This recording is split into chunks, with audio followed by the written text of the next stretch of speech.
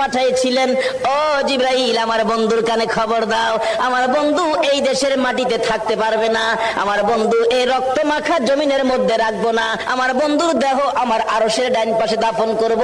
জিবরাইল খবর নিয়ে ডাকতেছেন, হুজুর আল্লাহর সালাম গ্রহণ করুন। আমি জিবরাইলের সালাম গ্রহণ করুন।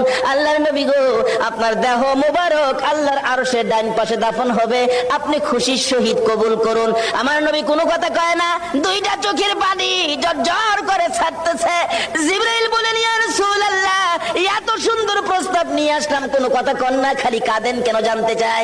আমার নবী বলেন, জিবরাইল রে, তোমার জন্য খুশির খবর হতে পারে, আমি খুশি হতে পারলাম না। কেন পারলেন না?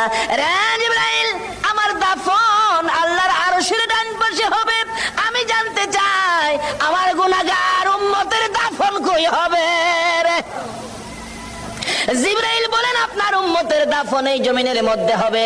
আমার নবীর কান্না আরো বেড়ে গেছে। জিবরাইল, না না, সইতে পারি না, আমি আরশে থাকবো আর আমার উম্মতেরা এই জমিনে থাকবে। আমার মন মানে না, প্রস্তাব আমি রাখবো না। আমার পক্ষ থেকে একটা প্রস্তাব আমার প্রভুর দরবারে তুলে ধরো। জিবরাইল রে, আমার গুনাহগার এতিম উম্মতেরা যেই জমিনে থাকবে, আমি নবী আরশে যাব না রে, আমি আমার গুনাহগার উম্মতের পাশে সেই জমিনের মধ্যে শুয়ে থাকবো। আরে দয়ালো নবী, প্রেমের ছবি আর আসবে না জগতে, আমার দয়ালো নবী, প্রেমের ছবি আর আসবে না।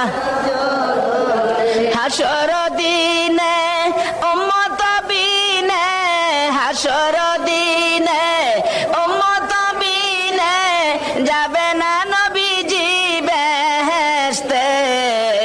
দয়ালো নবী, প্রেমের ছবি আর আসবে না জগতে, আমার দয়ালো নবী, প্রেমের ছবি।